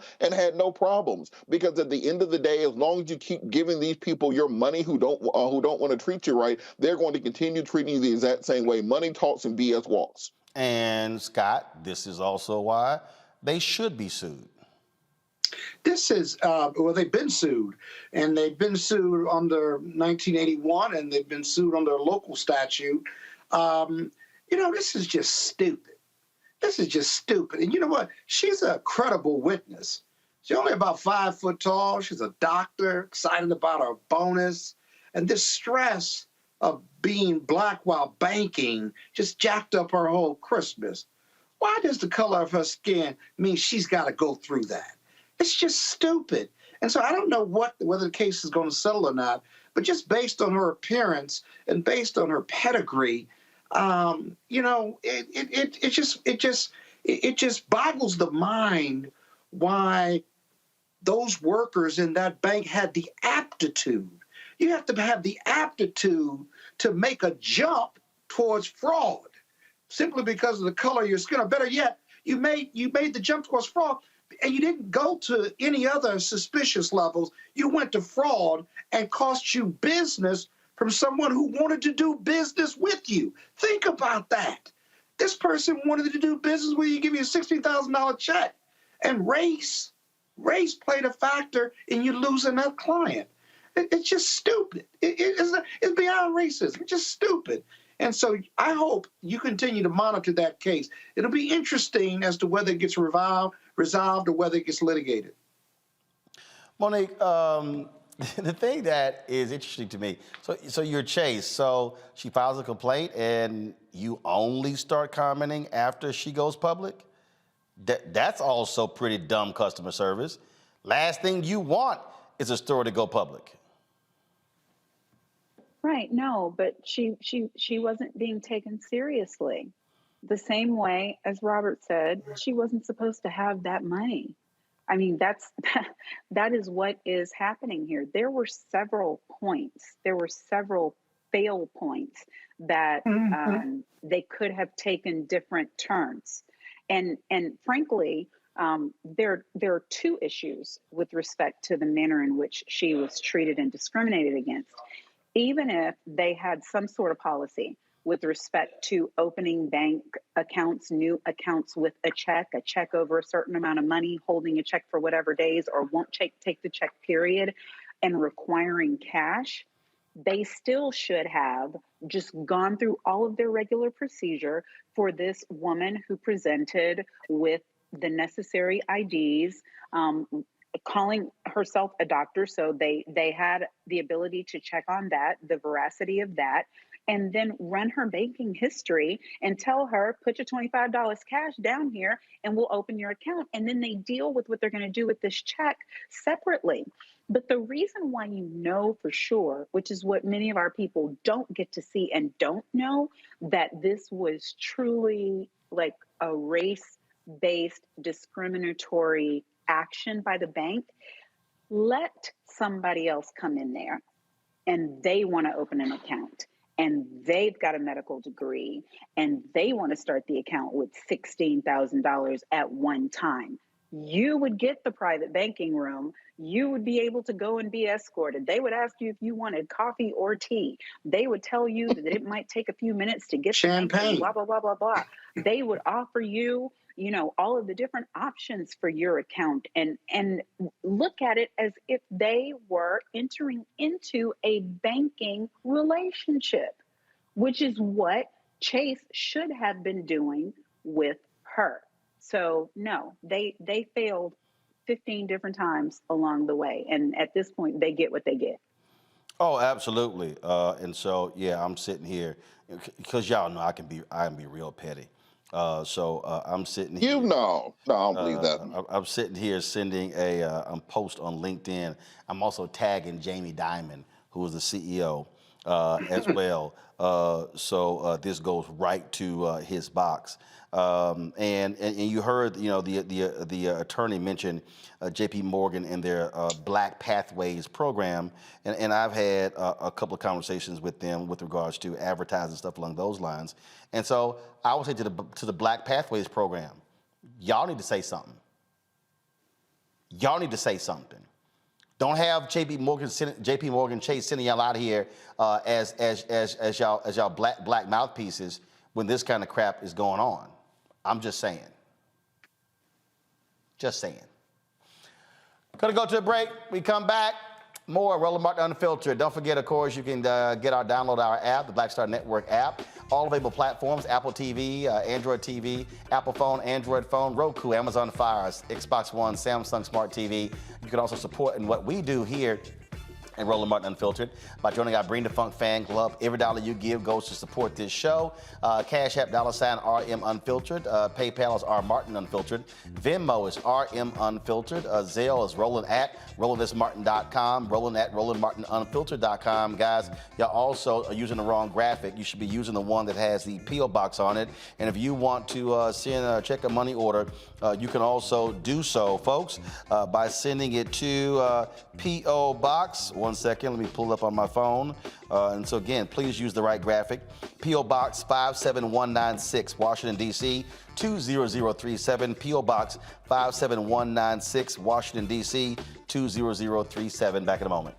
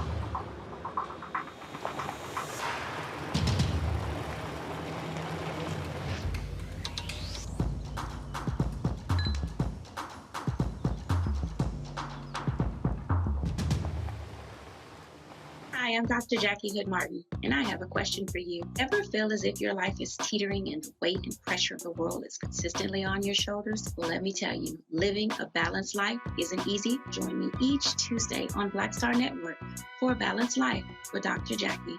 We'll laugh together, cry together, pull ourselves together, and cheer each other on. So join me for new shows each Tuesday on Black Star Network, A Balanced Life with Dr. Jackie.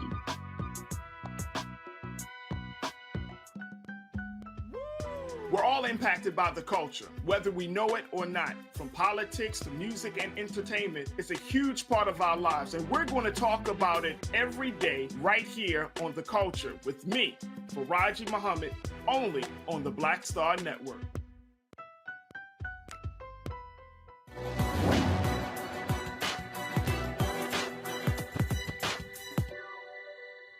Whatever we believe about ourselves and our ability comes true for us. Journalist Susan L. Taylor.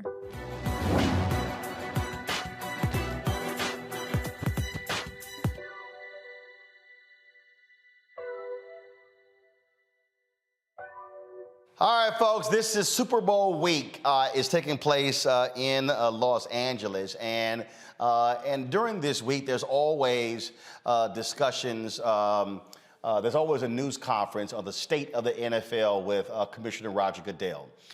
Today, he held this news conference, and Jim Trotter, who's a reporter for the NFL Network, asked this critical question of Roger Goodell, and Jim did not hold back, and I thought it was an absolutely amazing series of questions and statement, and so I wanted to play it and talk about this with our panel. Watch this. Hey, Roger, Jim Trotter. The question is more for the owners, but also for you. And since they're not here, I'll ask you, as I always say. In your initial statement, the league's initial statement, it said that diversity, equity, and inclusion were core principles of the NFL. And I need to provide some context before I can ask you about that statement. In the 100-plus year history of this league, 24 of 32 franchises have either had one black head coach or no black head coaches. And to make sure I get the names right, I'll read them off here. We've got the Bills, the Commanders, the Cowboys, the Falcons, the Giants, the Jaguars, the Panthers, the Patriots, the Rams, the Ravens, the Saints, the Seahawks, the Titans, who have never had a black head coach. That's nearly half the league. We look at the fact that there's never been a majority black owner. There's only been one black club president. We look at the GMs, now we're up to 7. 5 of those were hired in the last 12 months. We're now at 3 black head coaches, 2 of whom were hired after Brian Flores filed his lawsuit. So it's easy to focus on the owners here, but I want to put this to you here. When we look at the league office, of the top 11 executives there are only 2 people of color. When we look at NFL Media Group, where I work, there is not one black person at the senior level in the newsroom who makes decisions about a league whose player population is 70% black. So as a member of the media group and as a black man, I ask, why does the NFL and its owners have such a difficult time at the highest levels hiring black people into decision-making positions? Yeah, Jim, listen, we look at the same numbers, and they're really part of the effort that, again, looking at how do we become more effective in our policies and procedures. We work really hard. We believe in diversity. We believe in it as a value. We believe it's made it stronger. People who've come into the league who are diverse have been very successful and made us better. And we just have to do a better job. We have to look, is there another thing that we can do to make sure we're attracting that best talent here and making our league inclusive? If I had the answer right now, I would give it to you. I would have implemented it.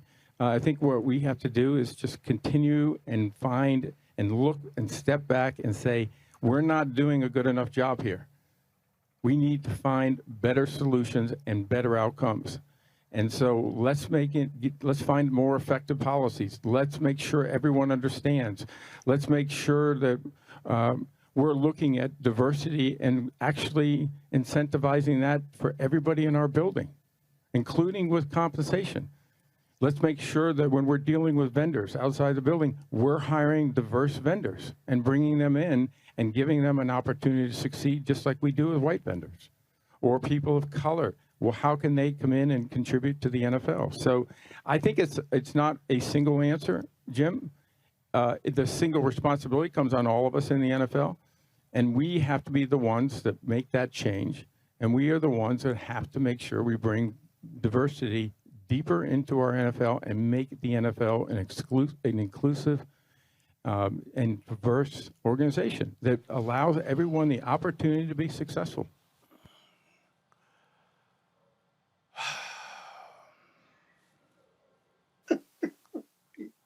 He's too funny. You know, Scott,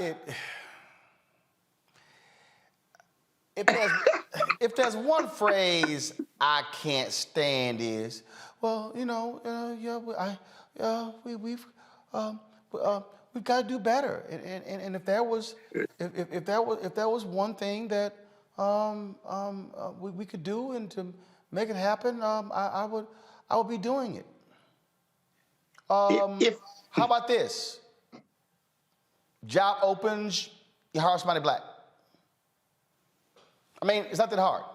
I was a 3-time board member of the National Association of Black Journalists. We met with the NFL Network more than a year ago. Galen Gordon at the time was there. He was vice president for talent. He's now at ABC. It ain't that hard to find black journalists. Roger, you can call us. We got a whole list, long list of folk who you can talk to, but y'all just don't want to do it. I'm like, man, come on, just don't go ahead. Okay. So, you know what was amazing about the racism, diversity, and inclusion that we've been trying. The amazing thing is, whether it's the NFL, big law firms, accounting firms, media, whatever industry it is, I don't believe in how we do diversity anymore, and you shouldn't either. Because in 40 years of this multi-million-dollar, maybe billion-dollar industry, the numbers, at least in big law and perhaps other industries, just hasn't changed. Because it's not that hard to do, especially if you have a plethora of qualified people to lead organizations. You just have to do it. All the money the NFL and other industries spend on diversity, stop spending it. Invest it in making excellent employees and senior people, train them, invest in them, and make them outstanding contributors to your organization, and you will ensure that you have a diverse leadership in that organization, and it makes you a stronger organization, not because I'm black, but because I'm talented, I compete against everyone, and I'm as competent and extraordinary as a lawyer, and I just happen to be black. I'm not a great black lawyer because I compete against everyone else, right? Don't undercut my excellence. But people that don't look like you and me have a real problem. If you haven't been victimized by racism, right, and you don't look like me, you have a problem because you've never lived without privilege. And so your privilege blocks you from trying to give up something to somebody black or brown because you think somehow you earned that privilege and you're giving it to me by hiring me or promoting me. It's a false narrative. And so it's really not that hard. Just invest in people, make them great, give them every opportunity, inclusion, include them, not diversity, include them, right? And you'll have a diverse team. It's not that hard. You follow everything I just said. I've been in big law for 30 years, been in management for 10. It's not that hard. It just, look, Monique, it's like if I walk into the room and it's like, damn, everybody here dudes. We need to go hire some women. If you the one in charge, say the word. So Roger, stop bullshitting. Just do it. Monique, go ahead. Right. I mean, power concedes nothing without a demand. He's not doing anything surprising to me. They're not doing anything surprising to me. They're only going to do what they are forced into doing due to pressure. I mean, y'all not boycotting no more. I don't watch the NFL anymore. I haven't watched for years. I don't really understand if I can just apply my action items and my questions to a different area, which is us, because we're the only people we can control. Oh, you're right. That's we right. boycotted That's right. for one Jay-Z. man. That's right. Remember, Jay-Z said we were done with kneeling. I guess he's supposed to fix all that, huh?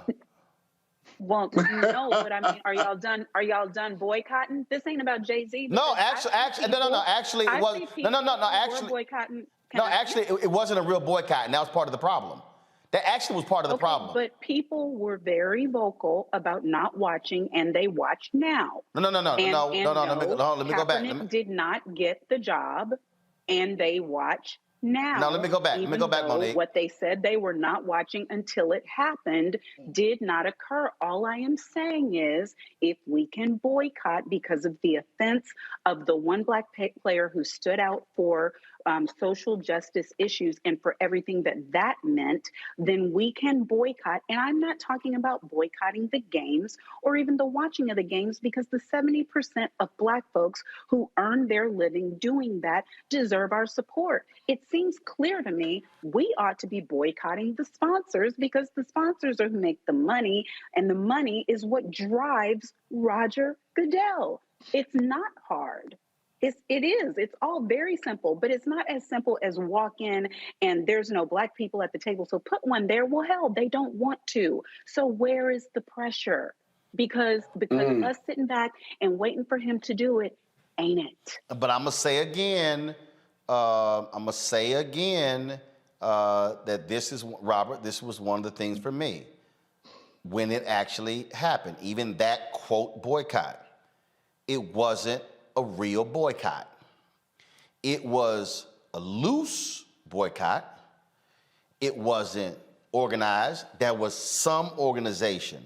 But I'm talking about, it was kind of like this area and this area. Part of successful boycotts are organized. There's a plan of action. There's a period where you are educating and you are enlightening and you're laying out what we're doing and you're escalating.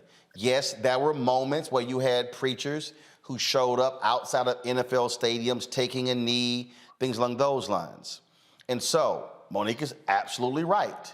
If you're going to target the NFL for its racial, its lack of diversity, it has to be an organized boycott.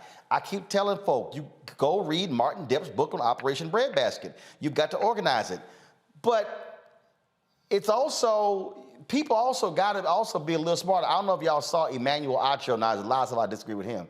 He criticized Brian Flores because the law firm that Brian Flores is working with to sue the NFL on racial hiring, according to Acho, they ain't got no black lawyers. It's all white. Now, we've been trying to get Brian Flores on this show to discuss his lawsuit because he's only done interviews with mainstream media. My producer, Carol, was emailing them. It was kind of like, no. Then finally, I emailed saying, we got a problem if you've only been talking to mainstream media. If you're going to talk about suing the NFL because racial discrimination, y'all might want to talk to some black-owned media. And then it was kind of like, we Mr. Martin, we understand, but we're just sort of inundated with requests and stuff along those lines. I'm like, okay, I got that, but you can still schedule. You don't only just talk to NBC, ABC, and CBS. And so I'm going to send that law firm an email to see if what Acho said is correct. But even in that case, that law firm should be called out. You can't be suing the NFL for racial discrimination if you're an all-white law firm as well. See, we got to be willing to challenge people in every area. And so if people say organize a boycott against the NFL and its advertisers and its sponsors as a result of its racially discriminatory practices, it has to be organized, Robert. It can't just be whatever. Listening to Roger Goodell, I need Scott to hand me some of that white Hennessy behind him because it's nauseating. trying to get through a lot of this stuff. Y'all saw that bottle of white Hennessy as soon as I saw it. But it's nauseating trying to get through what Goodell is saying, because this is nothing new. This is nothing that we didn't. You can go back to Denny Green. You can go back for generations of black players where they said that a black man couldn't be a middle linebacker because they didn't have the intellectual ability to call the defense. A black man couldn't be a center because he had to call set the protections on the offensive line. Black man can't be a quarterback, other than Doug Williams, because they don't have the ability to read defenses. That's why Cordell Stewart was returning kicks instead while Neil O'Donnell was playing quarterback for the Steelers. We've gone through this before, and guess what? You start letting black people play middle linebacker, they're pretty good at it. You let black people start playing center, they're pretty good at it. You let black people start playing quarterback, they're pretty good at it. So how about we just start giving people opportunities instead of all this lip service that the NFL is doing? Because at the end of the day, it is still the same good old boys club, the same old white men, almost unanimously, that control the wealth, and they want to make sure they keep this control within the family. You can go out there and run around and hit your head all you want, but when it comes to running things and being in the room with the money and owning a team, then that absolutely is not going to happen unless you start having the type of litigation that Flores started. It's not a perfect lawsuit that they filed. There are errors in it. There are things that they could improve in, but this shouldn't stop other coaches or other individuals who have been aggrieved from coming out and filing the types of class action lawsuits that will get their attention. The same thing that we saw with the tobacco industry, the same thing we saw with many other industries that would not change until they are sued. You get $1 billion settlement out of the NFL, you about to see all the coaches be black for about a generation. So that's what it's going to take for people to actually start listening. So Robert, let me ask you this. Can you have an antitrust exemption and be suffering from race discrimination as an organization? Is there some link between those two that could defeat that antitrust exemption? I don't know. Either You legislatively or litigation-wise. Who you asking? I'm asking Robert. You asking Robert, Monique? Robert that because that antitrust exemption is what protects that league. And if you're engaged in racial discrimination, I'm just wondering, I need to research it, whether legislatively or from a litigation standpoint, you could break that antitrust exemption, which protects them, which is why you may not get that much progress when it comes to the race question in the NFL. Well, I think what is required, I think what is required is going to be congressional hearings, and this is going to be the point that we need to work with our friends in the Congressional Black Caucus to bring in Roger to Goodell, because right now the NFL antitrust exemption is only based upon lobbying. There's nothing statutory that separates it, besides the fact that they can pay off lawmakers through campaign contributions. Same as baseball. Exactly. So we start having some hearings, particularly where they can subpoena records and documents right now while we're in charge of financial services and those sorts of things. Oh, you're going to see so many black head coaches and we have congressional hearings. They're going to look like the Soul Train Awards. So I would compel our Congressional Black Caucus maybe to step in on behalf of these coaches and players to have some hearings so we can find out exactly what's going on. That's when you really start seeing some change happen. Certainly. Sorry, Roland. The lawyers wanted to talk without involving you, so now you can ask your next question. No, you didn't. You just sitting here trying to be a smart ass, because you ain't done your own damn research. That's really what happened. I'm talking about lawyers on the panel. Yeah, whatever. I know you play one on TV. No, I don't play. But the lawyers want to have a discussion. No, I don't play one on TV, but I know when I'm hearing some legal bullshit, I'm gonna call it out. And so that's what I'm going to call out. Let's just be real clear on that nonsense. So why do I keep asking for this, Monique? Why? Yeah, I know. Sometimes you just shut up. I mean, easy because you're a Kappa. That's why. That's why. Because you're a damn Kappa. That's why. That's why. All right, let me run through these two quick headlines before I got to go to a break, and then I'm going back to I'm coming back with our tech talk. The family of a Colorado black man killed while fleeing from police in 2019 will receive $2.9 million settlement. Devon Bailey was only 19 when he was killed. He ran from police when they questioned him and his cousin about an armed robbery. His cousin was acquitted of the charges. In the lawsuit, the family stated police officers racially profiled Bailey and assumed, at least partly because of his race, that he presented an enhanced threat to their safety. Colorado Springs, the police department said the settlement is not an admission of any wrongdoing. Folks, the state of Minnesota has agreed to pay $825,000 to several journalists who say they were mistreated while covering the 2020 protests after the George Floyd death. Tuesday, the American Civil Liberties Union of Minnesota and the state's Department of Public Safety announced the settlement. It prohibits the Minnesota State Patrol from attacking journalists, arresting or threatening to arrest them, ordering them to disperse, seizing their equipment, and more. It also calls for an independent review of all 2020 media mistreatment complaints, and it requires body-worn cameras to be issued to all troopers by June. All those are good things. Folks, in Mississippi, law enforcement officials give two different accounts of what happened to a black man who died in police custody. Damian Cameron died after police entered his home without a warrant last July, tased him twice, and knelt on his back for 15 minutes while he told officers he could not breathe.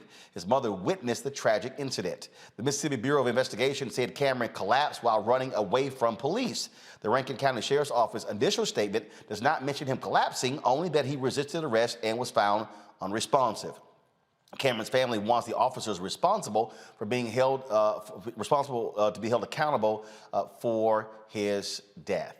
And in Kentucky, jury selection continues for the ex-Louisville cop Brett Hankinson, the only officer charged in the raid that led to Breonna Taylor's death. Hankinson is charged with wanton endangerment for firing blindly into Taylor's apartment with the bullets hitting a neighbor's apartment. Breonna Taylor was killed on March 13, 2020 after 3 Louisville cops entered her home with a no-knock warrant and fired 32 bullets, killing her. And folks, in Wisconsin, a 12-year-old black swimmer was disqualified from a race for wearing a Black Lives Matter swimsuit.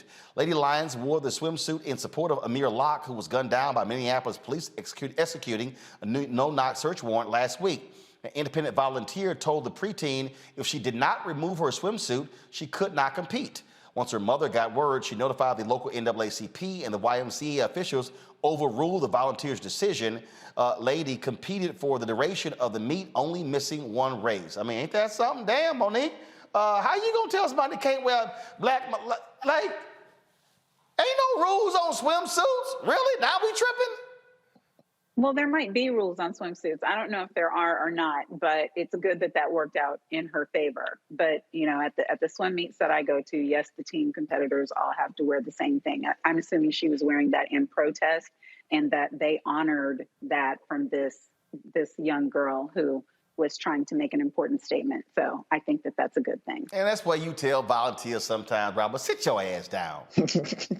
Well, look, somehow I bet you this goes back to, we're never going to find out. This probably goes back to just some angry Karen who was sitting across with her little daughter, Sarah, or something, and saw the Black Lives Matter swimsuit and got offended and ran over and started making a fuss about it. But I'm glad that these young people are standing up and making it known that their generation will continue in the legacy of Tommy Smith, will continue the legacy of John Carlos, will continue in the legacy of Kaepernick and those who have used their platform to protest. And guess what? This story being reported nationally, as you are right now, will have a far bigger impact on these young ladies' lives than them winning a swim meet when they were preteen. So I think they did the right thing, and I hope this inspires more people to use their platform, whatever it is, to fight for social change. Hell yeah, man! Just wear it. I don't care, whatever. Wear it. Do whatever you want. Just be all in these folks' face, Scott. I mean, first of all, but why do white people care so much about this 3 words, Black Lives Matter, being on a sidewalk, being on a swimsuit? It is not. They see it as a political statement. That's their ignorance. It is an affirmation. That's all it is. You disagree with the statement that Black Lives Matter? You don't think we matter? That's the problem if you think it's some type of political statement. My goodness gracious, there's so much more that we could be locking arms on to reach some type of racial harmony in this country, and yet we're caught up on those political words that are nothing more than affirmations of the truth. Stop it. Man, look, those 3 words are a problem because of 2 words, white fear. It's simply that, white fear.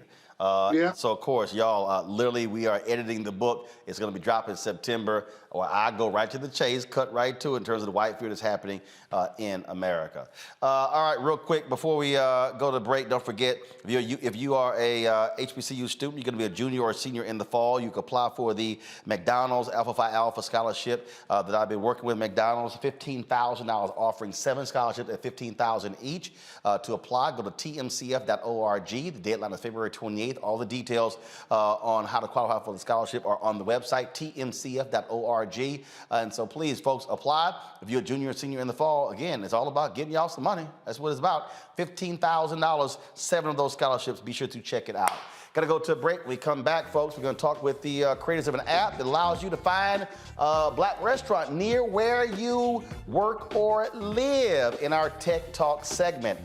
Please check that out. Of course, the segment is where we give an opportunity for African Americans who are in tech to talk about their product. Don't forget to support us by downloading the Black Star Network app, Android, Apple, Android TV, Apple TV, Samsung, Roku, Xbox One, as well as Amazon Fire TV. And of course, you can join our Bring the Funk fan club where your dollars go to support what we do. I leave on Saturday for Liberia. We're going to be there 10 days broadcasting from Liberia for the 200th bicentennial celebration of that country founded by freed slaves. And so your dollars make all that possible. Again, Cash App, $RM Unfiltered. PayPal is R Martin Unfiltered. Venmo is RM Unfiltered. Zelle is Roland at RolandSMartin.com. Roland at RolandMartinUnfiltered.com. You can send a check or money order to P.O. Box 57196, Washington, D.C. 20037. I will be right back.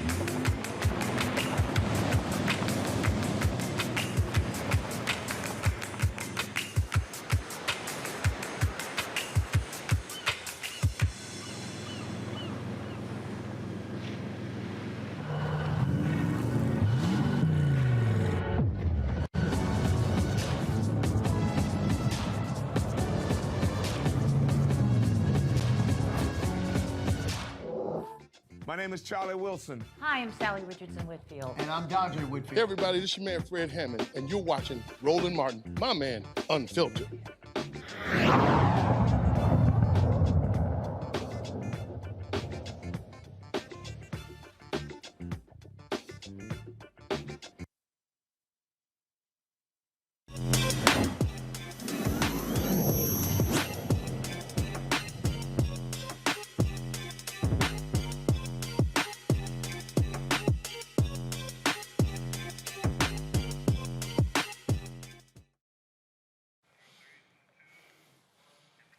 All right, folks, EatOkra is here to solve an issue that you have. It's an app that connects consumers to black-owned restaurants in their area. Joining us now, co-founders of EatOkra, Anthony and Janique Edwards from Brooklyn, New York. Hey, how y'all doing? Roland, what's going on? All right, so how does this work? Because first of all, is it restaurants that y'all have found where people place it on there? Because look, this is important. I mean, I've gone places you want to support black-owned restaurants, but then you're like, well, dang, how do I find them? Yeah, that's the question, right? Yeah, the community really is supporting us in this app. For the first 4 years of development, Janique and I, handpicked every restaurant, about 3,000 before the app really caught on and the community started submitting another 8,000. Wow, so you have on your app a total of 8,000 Black-owned restaurants? No, 11,000. 11,000. Yeah. Wow, covering how many states? We cover all metropolitan areas across the country. So we're pretty much in every state. The app is geolocation aware. So wherever you open the app, if there's a Black-owned restaurant nearby, we'll show it to you. What led y'all to start this, Janique? Really, my move to Brooklyn. I moved here in 2016, and around that time, Anthony was kind of trying to figure out ways to level up his skills as a developer. And we wanted to support, Black-owned businesses in the area, but we were having, a difficult time locating them online. So I kind of made the suggestion to him that he build the app, and here we are now. All right, cool. Questions from my panel. First up, Monique. Well, first, a comment. I hope everybody heard what you said when you said that you spent 4 years building on your own, doing 3,000 names on your own before it took off. I just think that should be encouragement to anybody who's out there building anything, whether it's in tech or not, that you really need to stick to it. And then what I was wondering is there a rating system? Like when I go show up someplace in the middle of nowhere and want to find out the best soul food, is it going to tell me that? Yeah, I think it's important. The first part you said that, it's important that people see Janique and I in the world, especially the younger generation, and understand, sometimes everybody's path is different. Our path was really just about building the app ourselves until we were able to, turn it into a real profitable business for us. But yeah, the app has 100% organic ratings. So people will give honest reviews, honest feedback, and there's a star rating system as well. Robert. So 2 questions. One, I love the name. I wanted you to talk a little bit about how you picked that name and how okra is crucial to African and African-American culinary history. And then follow-up question, will there be anything on there that can let us know what these folks are out of? Like if I'm going to a fish spot and they ain't got no fish, is there like an alert on there that can tell me? No, we we don't have a "we're out of catfish" button yet, but that's a dumbass question. How you sitting here? You know they need it. Man, the app not trying to break down inventory. You gotta have the button. I'm tired of getting there. Ain't no red velvet cake when I get there. Just tell me what. The whole damn point of the app is to show you the restaurant. You got to do some damn work, like pick the phone up and call. Yeah. Look, I'm just saying, I need a little flag to let me know. That's all. Scott, let me get my question in. So I'm on the app. It's actually very easy to navigate, but it has more than just soul food. It has African cuisine and Caribbean cuisine as well, and vegetarian. That's really awesome. Scott, hey, Scott, Yeah. Scott. Yeah. Did your ass miss something? Did you hear me open up this thing by saying they list soul food restaurants? No. What did I say? The damn app lists Black-owned restaurants. So Scott, I ain't done. So yes, Scott, it's Black-owned. So if it's vegan, if it's a juice bar, if they do smoothies, if it's soul food, Caribbean food, it's Black-owned. Which part of Black-owned your ass missed? You know what? I'm about tired of you correcting me. Can I ask my question? I've had it up to here, and I mean up to here. Okay. Now, first of all, you been up to here is at my knee level, so it don't matter. No, it isn't. I've grown since you've seen me. It's COVID. Now let me just say this: what I like about the app, to your guests, is it also has Black-owned products. Can you talk about the diversity in the app? And forgive Roland, he's having one of his days. Don't worry. Yeah, so I wanted to quickly just answer the question about okra and the name. So okra is a seed that was brought over from West Africa to the Americas during the transatlantic slave trade. And so my family's from South Carolina, Anthony's family is from Louisiana and Alabama. And so the name is really just a nod to like our family and the role that food has played in our lives. So yeah, that's the name.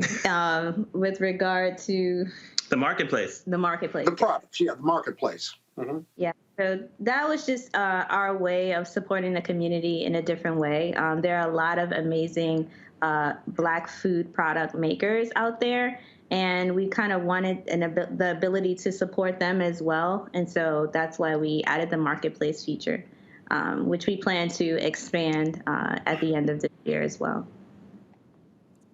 Roland, they got African peanut sauce. You can put that in your roux next time you cook. Look, hey, Scott, fun fact, the West African word for okra is actually kiangumbo, meaning, so the name gumbo actually comes from the West African word for okra. Fun fact, there's useless information you did not need. But I don't like okra. Do you like okra? I've never grown a taste for okra. Looking chef. It's traditional. You got to did nobody ask your ass what you like okra or not?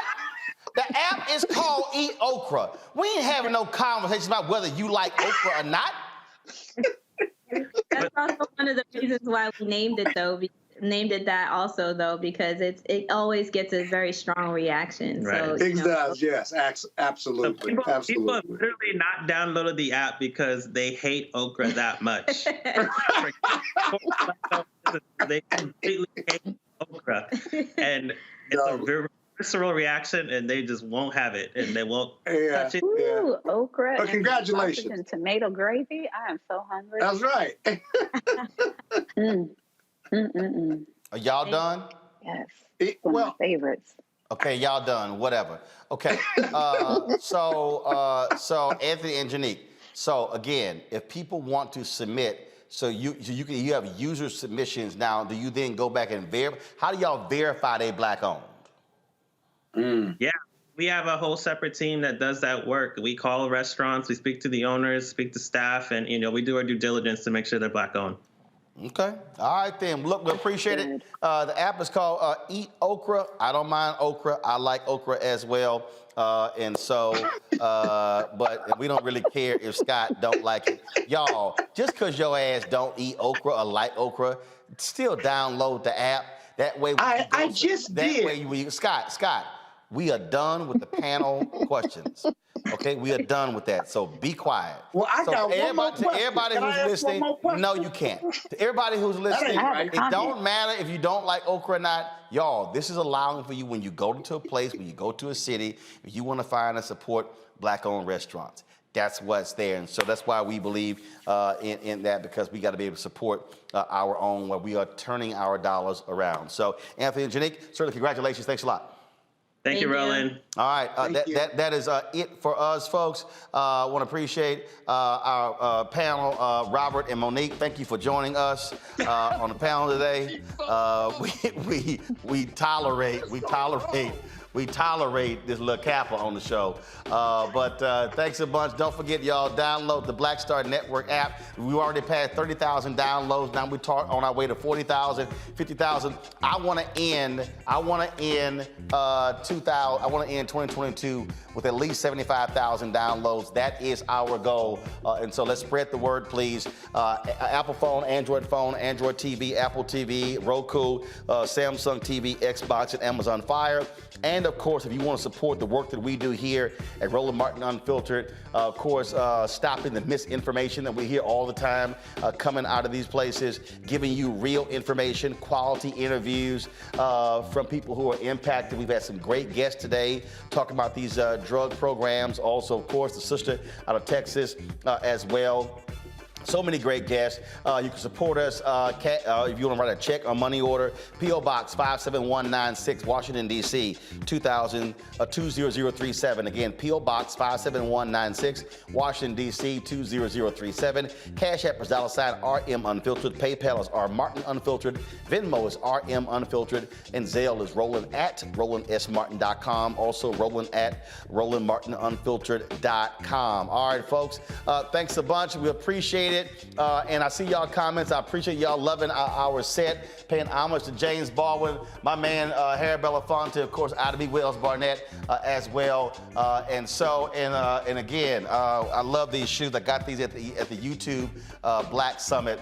Where they gave me these Air Force Ones, and they of course decorated them Roland Martin Unfiltered. So pretty cool, huh? All right, y'all, that's it. I will see y'all tomorrow right here from Black Lives Matter Plaza in the nation's capital, where the Black Star Network, our offices are located. Don't forget also to watch our shows, Deborah Owens Show, Wealthy You, of course, Balanced Life with Dr. Jackie Hood Martin, of course, Faraji Muhammad every day with In the Culture with Faraji.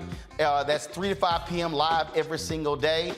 Then, of course, we restream that. And, of course, Rolling with Roland, the episode of the last 2 weeks, Director Bill Duke. And, of course, with the Black Table, my man, my frat brother, Dr. Greg Carr. Folks, that is it.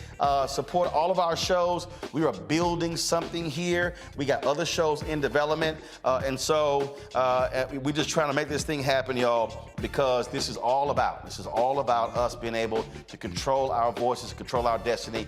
And again, like the nation's first Black paper, Freedom Journal said, we wish to plead our own cause. Too long have others spoken for us. That's it. I'll see y'all tomorrow. Holla!